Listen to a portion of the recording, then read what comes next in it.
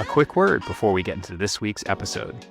I was talking to a head of school recently who said, Peter, we've got a strong strategic plan, but every time we try to act on it, things stall. If that sounds familiar, you're not alone.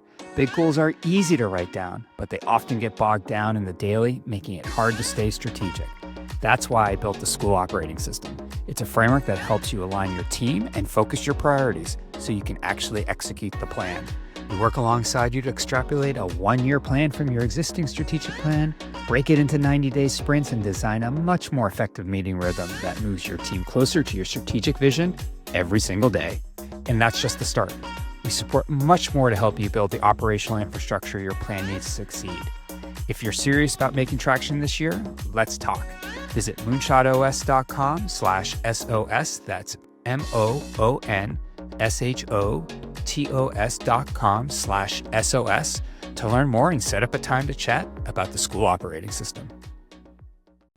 Hey everyone, I'm Peter Barron. Welcome to today's episode of the Moonshot Podcast. I'm super excited for this episode. It's an interesting story of a school that is, thinking about pricing in a way that it got me thinking, and I'm hoping it gets you thinking too. So join me in welcoming Jim Brewer. He's the head of the McGillis School in Utah. Jim, I appreciate you taking time to share your story, and welcome to the podcast. Thanks, Peter. I appreciate it. And thanks for the invitation to meet with you and to speak with your audience. Fantastic. Hey, before we get started, tell us a little bit about yourself and your school. Sure. Jim Brewer. I'm in my 8th year here at McGillis as the head of school. I started my career about 25 years ago in public schools. I was a Spanish teacher. I got my start teaching Spanish and was in the classroom for about 12, 14 years before I moved into leadership opportunities. I've taught now in 5 states and public, alternative, private independent schools, and McGillis it's my 3rd independent school. We are a K-8 school of 400 students, close to downtown Salt Lake City. We are a school rooted in Jewish culture and values, and yet we're open to all students. In fact, 15% of our student population has a Jewish affiliation, but 100% of our students participate in Shabbat every Friday. We grow to learn about and understand Jewish traditions and culture. So we are very much a values-centered school, first and foremost. And yet we're innovative, we're progressive, and our teaching and our learning, I like to say we're academically vigorous. We embrace outdoor environmental education. We are, of course, in Utah, capitalizing on the amazing adventures that are surrounding us in the Wasatch Mountains, the Uinta Mountains, and the Red Rocks of Southern Utah. So we get out and about. We're accredited through the Northwest Association of Independent Schools. The school's a gem. That's great. And we're going to dig into all of that. But I know when you first got there, you were facing some challenges, right? Specifically around enrollment. What did that look like, when you first got to campus? Well, enrollment wasn't so much a challenge on like a negative side. Enrollment was growing. I arrived in 2017 and the school had built a new addition in 2010, which quadrupled the square footage of our footprint with the intent to grow out the middle school and to add enrollment. So we started in 1990 with 11 students in a first grade, and the school literally grew every single year for over 25 years.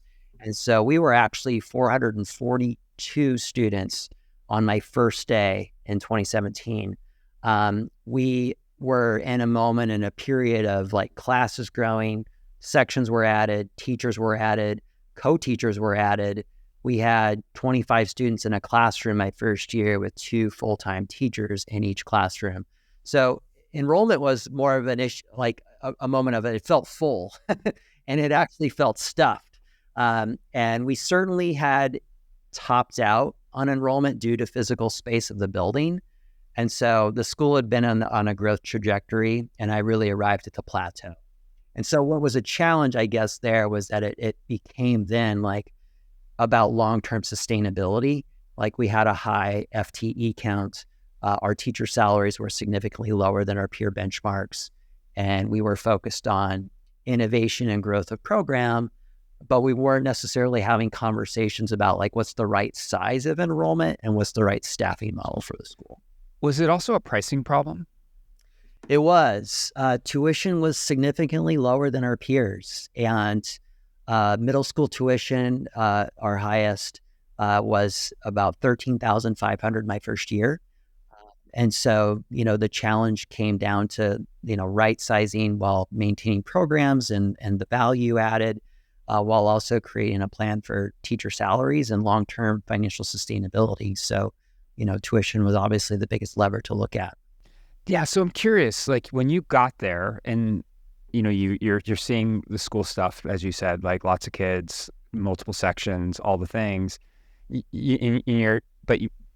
how quickly were you able to discern that you needed to focus on teacher compensation and to be more competitive? Was that something you knew going in, or is it something that you discovered as you got there? I think I discovered it more as I got there. I think, actually seeing salaries on paper and we're an index school, so starting to look at, and we had just joined index, so starting to look at some of those peer benchmarks of where we were in compensation was one thing that kind of hit me early on.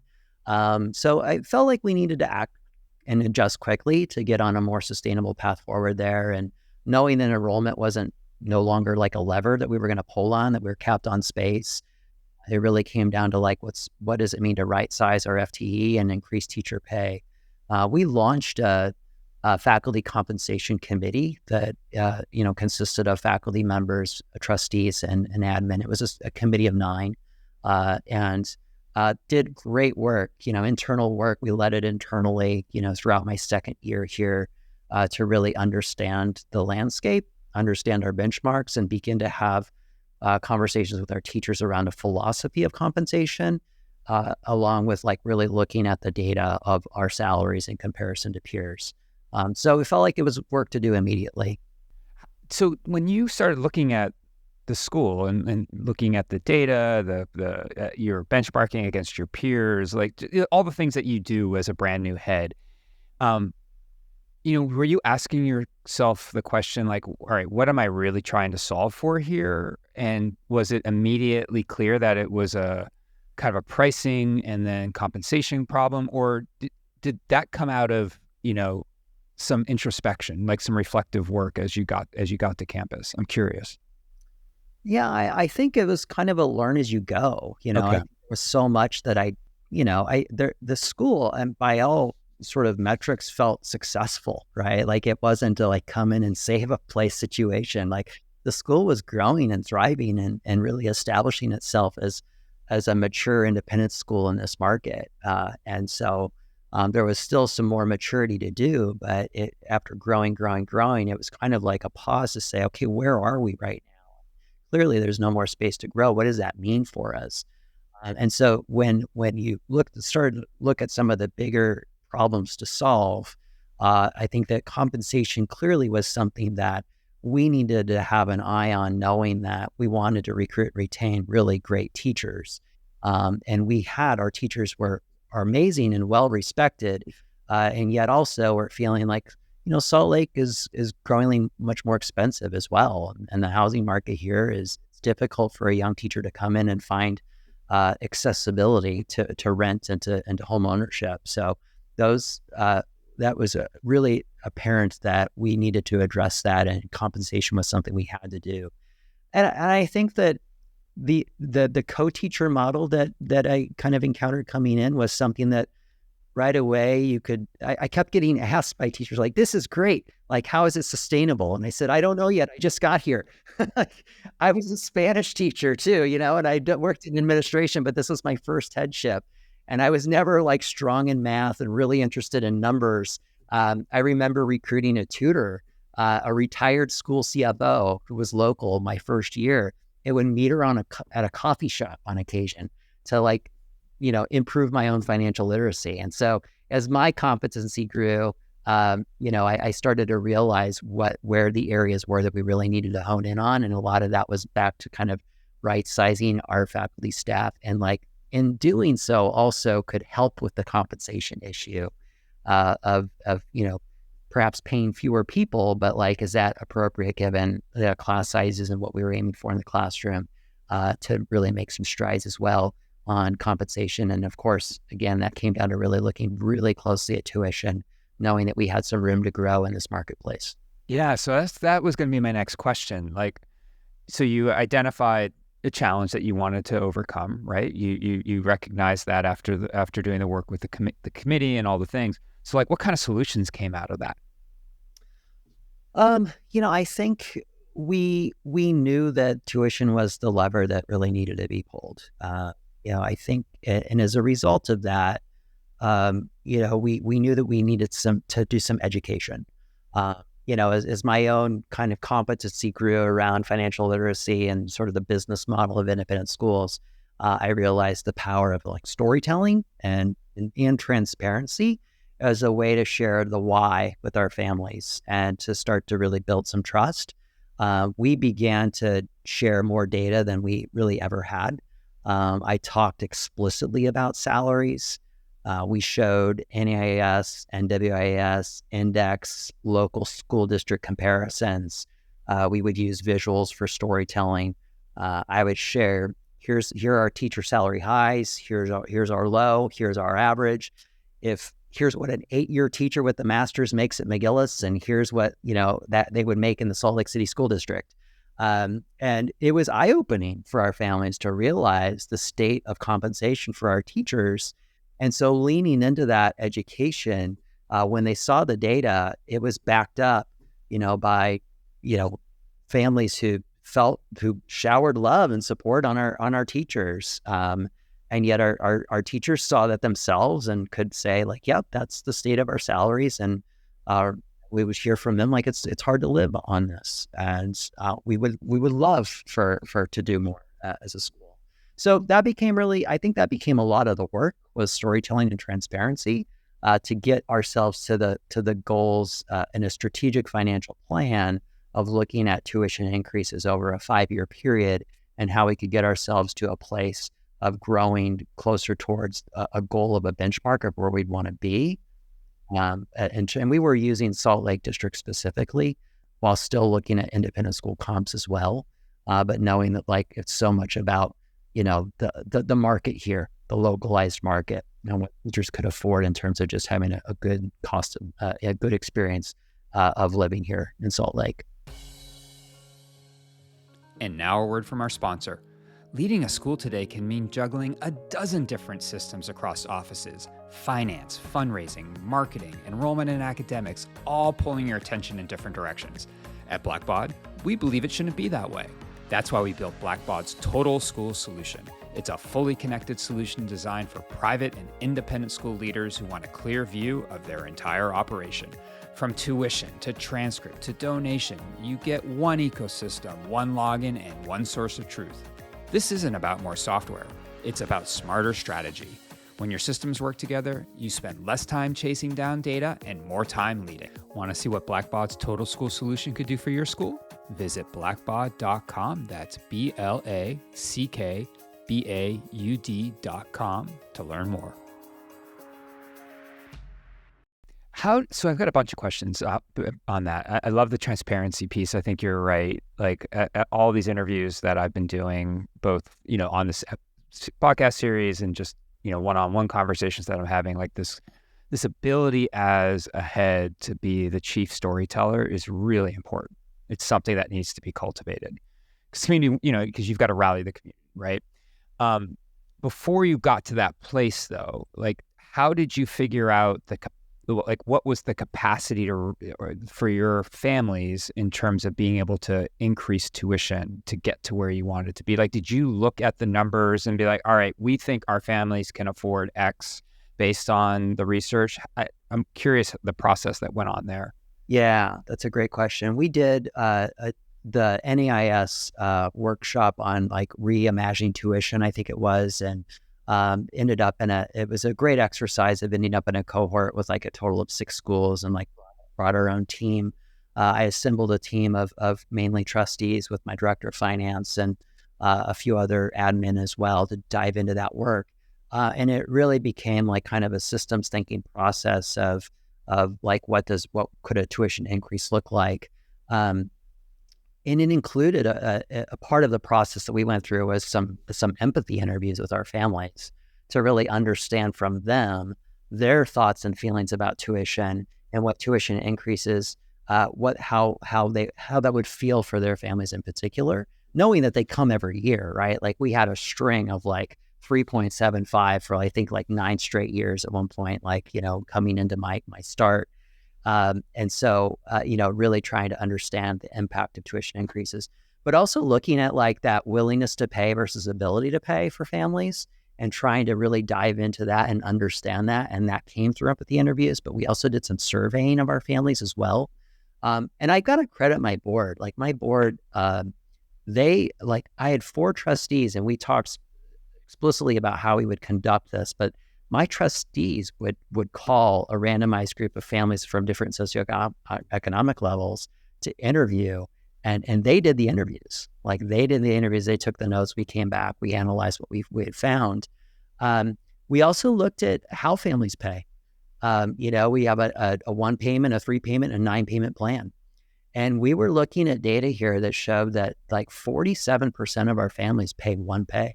Interesting. And that was telling to us, like, we were looking at that matrix of willingness to pay and ability to pay, and finding ourselves in the quadrant of our families have an ability to pay, and they also have a willingness to pay. So that's a good place to be.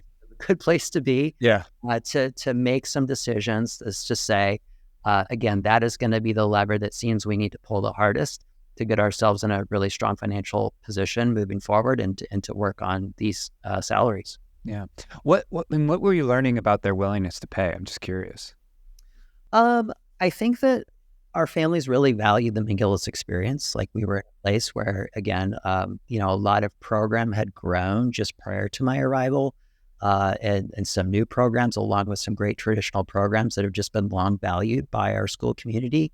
And I think that the overall feel was like our families love to be here, right? And, this was, again, a place where just prior to my arrival, I think it went from 426 enrollment to 442. Like we continue to add 10 to 20 students every year. And so, the school had a really healthy, strong reputation in this marketplace. It was a place where people wanted to be. It's definitely there's a lot of differentiators for McGillis in comparison to, just what's offered here in our public schools and some of our other pure private independent schools. And so, the demand was high, and I think therefore families knew this is, they were very willing to, pay tuition and even higher. As we interviewed families and say basically foreshadowing we're looking at more aggressive tuition increases. That people were still saying, we get that. We understand the reasoning. We want our teachers to be paid more. We want McGillis to be here in 5 years, 10 years, 20 years. Right. We understand. Yeah. The power of transparency is can't be understated.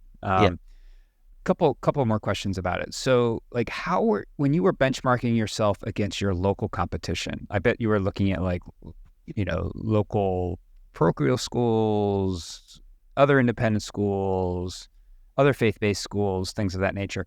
Where were you slotting in terms of your tuition? Was it competing in the independent school market, or was it competing somewhere else? Yeah, it was right in the middle. Right in the middle. Okay. Yeah. I mean, the sort of the parochial schools, which get funding from other, sort of the religious entities and around as well, are just kind of subsidized in different ways, can maintain some lower tuitions, would hover around 10, 13 or so. And then, the more independent school market is kind of in the 20 plus, and we're kind of smack dab in the middle and hovering in that zone.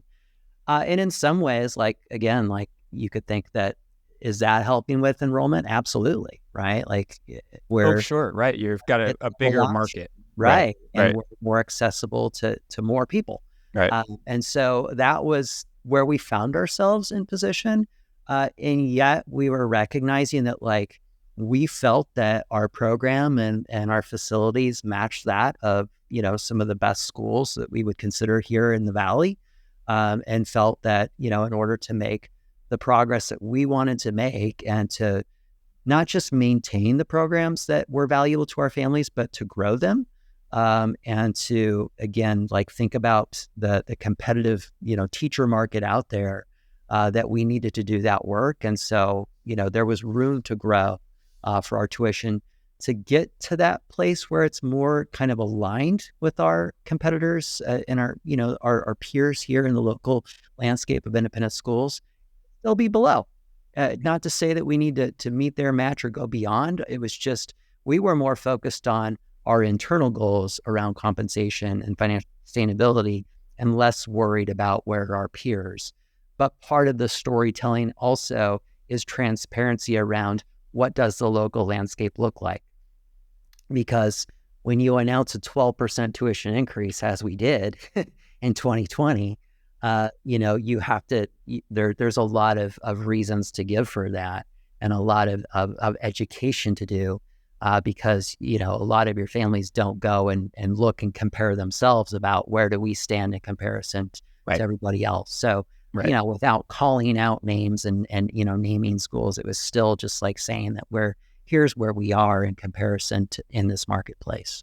All right. So walk me through that. So you announced 12% increase in 2020. What did that, how did you as a school proceed with, like, what was the strategy? I think that, and that came in a really difficult year. I mean, we did, we did our announcement, the board voted on that in December of 2019. We announced it in January of 2020 and then COVID struck, right? And I think a lot of the wonder was, we went from 5% to 12%. And, that's a tough pill to swallow for, nobody likes to see tuition increased. And yet, there was kind of a wonder of like, well, certainly you're going to pull that back now, right? Like, everybody's sitting there wondering, like, will I go back to work? How is this impact? It is impacting my business. Of course, that is a reality. And yet we had our reality. Sure. So, we, with empathy and understanding, like, and listening, still said, no, we're still going to move forward with our 12% increase. And here are the reasons why, right? We have this work to do to make sure that McGillis is here, in 5 years and in 10 years and beyond. So it was looking at that and being, again, very clear and sharing data and the reasons why and what it would do for us. I think it was also like, what outcomes does this level of a tuition increase produce for us? And being really clear on that. But at the time, we also had adopted, and we had never really utilized any kind of strategic financial planning tool before. And so that was something that, again, the board really embraced, to think about, like, not just, the tuition increase for 2020, but what might it need to look like in 21 and 22. Yeah, I was going to ask you that. Yeah. Right? So we started to think about a plan, knowing that, Peter, at the time, I think around 2020, our teachers were hovering around 70% of, on average, of compensation versus the Salt Lake City School District. And so we were thinking about what's the appropriate goal for McGillis. And we wanted to get to 80. That was the first goal. And so as we started to create the strategic financial plans, we were, like moving the levers to get ourselves to 80% right. Over time, right? And then as we were growing to become more successful with that, we actually increased our goal to 85%. And I'll say today, actually, our goal is 90%, and we're about 86% this year of that benchmark. So it's gone from, thinking about, and again, being really transparent and like really sharing the why with our families when we increase from 12, and then the next year 6, and the year after that is 6. So not as steep, but still not 3.75, 4%, right. 5%, and then to 9, and then last year 9. And then being really transparent with families to say that they can expect another similar increase for this year, for another year before we return to some more normalized increases. Because that gets you in that kind of competitive sweet spot in terms of tuition numbers. It does, and yet we still remain below, many of our peers, and we're getting ourselves close to that 90% goal. And so that's just, again, we continue to we're consistent in our messaging, right? We're really consistent in the messaging to say, these are the goals. And our tuition letters have really become more like a business letter than, some of the flowery, values sort of message that had occurred before, because we really want to highlight, these are the 3 goals of the board that we have and that we're maintaining to hit these metrics, and why, the tuition increase is what it is today. I want to back up just for a second, because one question I failed to ask: were you losing teachers to the local school district because of compensation? Interestingly, no. Okay. It's a great community here. Our teachers love this experience. Of course, they know and understand like the autonomy that they have as an independent school teacher versus, what they could experience in a public school. Some of our teachers have come from that environment in the past. Some have come from other independent schools.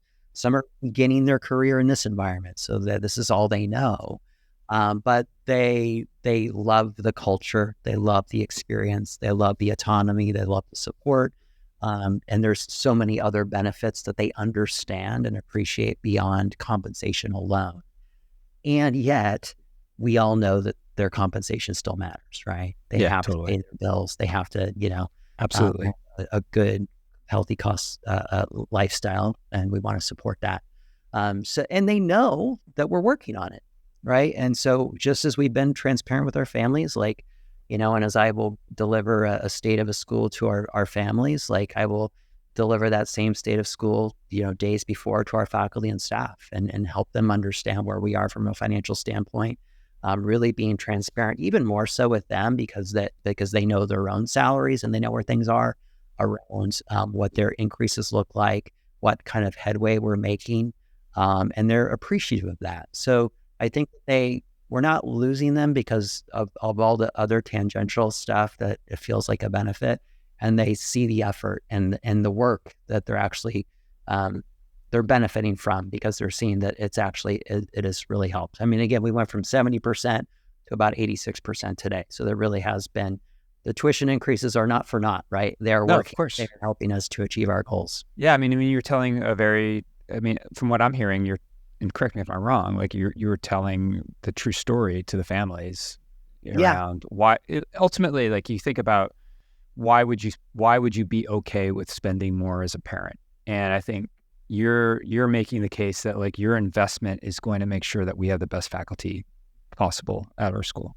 Yep. And the programs that you value will remain and Right. will continue to evolve and improve. Right. Hey, did you see did you see a hit to your attrition rate? I mean, were there any issues there? The first year, yeah. And again, it's really hard to say that, with the 12% increase in 2020, how much of a drop was due to the tuition increase, how much of it was due to the sort of wonder about what's the next school year going to look like. Yeah, everything was upside down. I had those answers. Yeah. And so we went from 426 of that school year to 386. Okay. So there was a drop. And I will say that also had to come with some really difficult work to continue to right size FT at that point. And in a way, Peter, we were starting to have the conversations about what's the right size of our enrollment. We happened to have dropped down to what felt like the right size for our enrollment on that 1 year of attrition. And so I think we started that year with 386. I think we probably gained another 4 or 5 students as it went on, because we were in school right away with COVID. We were in it, we were doing it, and we did it really well. And so other people wanted to come. And we in some ways, I don't know how we would have operated with 400 students that year, based on, the distance, turning the library into a classroom and the dining room into a classroom. And so it just, I think we got lucky in some ways with it sort of landed in the right spot. And now that we have that has been the size, and we've right sized that with FT, we have been averaging 390 students for the past 5 consecutive years. And that feels like the right size for the school. Feels like the right size. It does. So we kind of ended up there. Did you see any drastic changes to the discount rate, or did that stay relatively flat? This is another interesting metric. Our discount rate has dropped Interesting. year after year as our tuition has gone up. So in 2020, we were around 20% of our families receiving tuition assistance. I think we dropped down to 18% the next year, down to 17%. And for the past 2 years, we've been at 16%. This year, we're at 16%. I'm trying to understand that a bit myself. I think that we have definitely, we shifted over. We've been obviously in all of our transparency and education, doing a lot more education around tuition assistance as well, and trying to share as much data with our community about that, and obviously encouraging anyone to apply for assistance if it's needed. And yet, we have found that our award amounts have gone up for those receiving it, but we're actually giving fewer awards. And so that's just something that's kind of the state of where we are. And another one of those metrics to look at in terms of like ability to pay in our school community, and what that means for future tuition increases as well. And the work that we wish to do as well is trying to expand socioeconomic diversity here, and perhaps looking beyond into some other communities nearby to think about are there markets that we can pull from there as well. But we're also not struggling with enrollments in a way where we're needing to be really aggressive in that approach. It's more from a standpoint, from a lens of diversity and belonging, where we want to be open and accessible, and make sure that we have a diverse student body as well. Hey, so as we start to wrap up, so this process has been going on for 6 or 7 years now? Yeah. Like, what are some of the most significant long-term impacts that really jump out to you? I'm curious for McGillis. I think most significant impact is that we've significantly increased teacher salaries. I've literally seen a few teacher salaries double over the past 6 years. And I'm really proud of that work, but that's not just of myself. That's truly the collective work of our board to make difficult decisions, to really dive in themselves personally, right, and do the work also to understand that affordability factor, that willingness to pay factor. And frankly, like it's hats off to my community here for supporting the increases, knowing that it was making a difference in teacher pay. I think an impact is that our teachers feel more professional and more respected professionally. I think that the school ultimately has grown in its maturity and professionalism, while still like maintaining like the whimsy and the really laid back ethos of this school, which I just so much enjoy. It still feels like a community school, even though we've introduced more sophisticated practices. And I think that's just natural for a maturing school. And I also say, nothing today in like criticism of those who came before me. I think I stand on their shoulders, and they've really helped to set up the opportunity that we had 5 to 6 years ago. We identified the next evolution of McGillis, and we knew that some of our practices would need to change and need to be sure that someone else could be looking at new problems a decade later, because the school, it had grown and it was presenting challenges of a 40-year-old school, at some point. So I don't know. It's difficult to imagine, Peter, others, like many schools that might have the opportunity that we have. Like we're in a growing market. Our tuition was well below our peer benchmarks. So it's kind of hard sometimes to think about like, are those schools out there? I think they probably are. But there's a lot of varying diverse independent school markets out there in different regions of our country. So. Sure. It's funny as you were talking about that, I was starting to think about, well, look, like I like to close all my interviews with this question around like, if a school were to call you asking for advice, what would you offer? Now, I think you've nailed probably that the market of schools that were profiled similarly to yours is probably relatively low. Like schools are typically dealing with the other side of it. They're priced at a point where they're having to discount more and all this. Anyway, but what it strikes me after hearing this story over the last 30, 40 minutes here is that you really embrace that role as chief storyteller and leaning into just the into a transparent mode in which you were sharing, like, this is the reality of our school. Yeah. And we all want a different reality, right? Like, we want, in your case, teachers to be well compensated and feel like their talent, their talent is being recognized and valued. So let's go there. So, like, if a school head or somebody were to call you and say, "Hey, Jim, like, being fully transparent or, kind of leaning into that storytelling doesn't, like, maybe it intimidates me a little bit. I'm not sure how to do it." Like, what advice would you offer? Well, I think in order to be a storyteller, like, you've got to know the story, like, before you tell it. And so, I think work to fully understand your market, right? Talk to your families and understand their experience. What's their willingness to pay, their ability to pay? What are the goals that you have as an institution? So what's the story that you need to tell? And then I think that there's a variety of ways to tell it. I think some of us are great up on a stage. Some of us are great on a Zoom. Some of us are great, in small groups and the large audience. Some people would rather, like, write and tell the story through writing. And, so I think that we used a lot of different modalities to try and educate and tell a story.